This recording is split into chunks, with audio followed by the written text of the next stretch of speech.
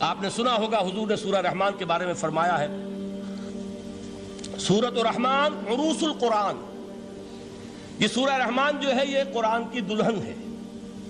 جیسے دلہن کو آپ خوشنما لباس پہناتے ہیں، آراستہ پیراستہ اس کو گہنے اور اس کو زیور پہناتے ہیں، تو جس طریقے سے سجاتے ہیں آپ دلہن کو، اللہ تعالیٰ نے ایک سورت قرآن مجید میں یہ ایسی رکھی ہے سورہ رحمان کہ اسے خوب سجایا ہے۔ اس میں الفاظ کا در و بست، اس کا اپنا ایک ڈیوائن میوزک ہے۔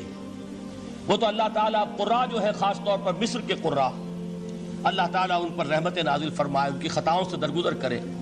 جس طرح قرآن کے انٹرنسک میوزک کو انہوں نے واضح کیا ہے۔ واقعہ یہ ہے کہ اگر یہ لوگ نہ ہوتے، شیخ عبد الباسط محمد عبد الصمد، شیخ محمود خلیل الحصری، یہ لوگ کہ جنہوں نے قرآن کے اس غنا، میوزک، یہ لفظ جو ہے آپ حیران نہ ہو کہ میں یہ کوئی شاید توہین کر رہا ہوں قرآن کی، حضور نے یہ لفظ استعمال کیا ہے، تغنو، اس قرآن کو اچھی سے اچھی خوشلہانی کے ساتھ پڑھو۔ من لم یتغن بالقرآن فلیس منا، جو قرآن کو بہتر سے بہتر انداز میں، اچھی سے اچھی آواز میں، خوشلہانی کے ساتھ پڑھنے کی کوشش نہیں کرتا، وہ ہم میں سے نہیں ہے۔ بلکہ ایک مرتبہ حضور رات کے وقت آپ گشت پر تھے اپنے ساتھیوں کے حالات معلوم کرنے کے لیے۔ حضرت ابو موسیٰ اشعری رضی اللہ تعالیٰ عنہ ایک صحابی ہیں، ان کے گھر کے پاس سے گزر ہوا، وہ رات کو تہجد پڑھ رہے تھے، کھڑے ہوئے کیف کے عالم میں قرآن تلاوت کر رہے ہیں۔ حضور کو بہت پسند آئی ان کی قرات، کافی دیر تک وہاں کھڑے سنتے رہے۔ اب انہیں کیا پتا کون سن رہا ہے۔ بالکل اسی طرح سمجھ لیجئے، ایک بات یاد آئی ہے، حضور فرماتے ہیں کہ جس طرح کان لگا کر اللہ قرآن کو سنتا ہے، کسی چیز کو نہیں سنتا۔ ہمیں نظر نہیں آتا نا، ہمیں معلوم نہیں، ہم قرآن پڑھ رہے ہیں تو سننے والا کون ہے؟ سب سے زیادہ کان لگا کر خود اللہ۔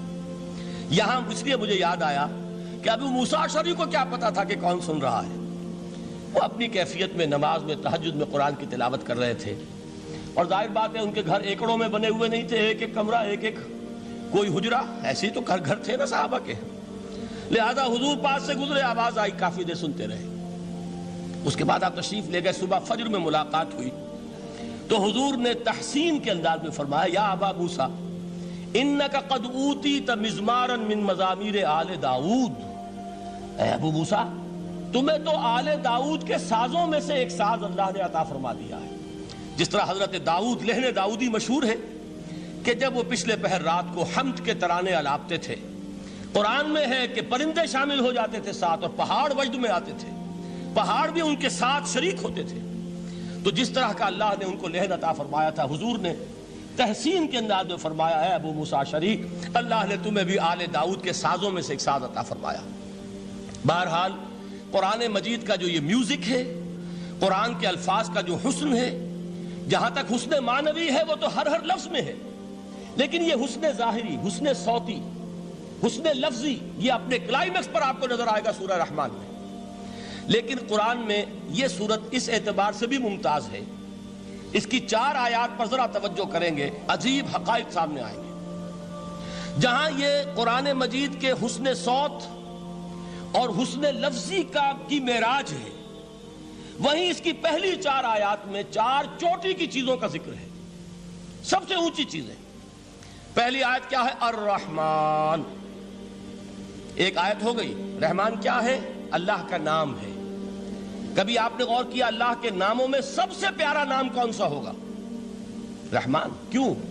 اس کا مادہ کیا ہے؟ رحمت۔ ہمیں سب سے بڑھ کر جس چیز کی ضرورت ہے وہ کیا ہے؟ رحمت خداوندی۔ نام اچھی طرح سن لیجئے اس حضور کے قول کو۔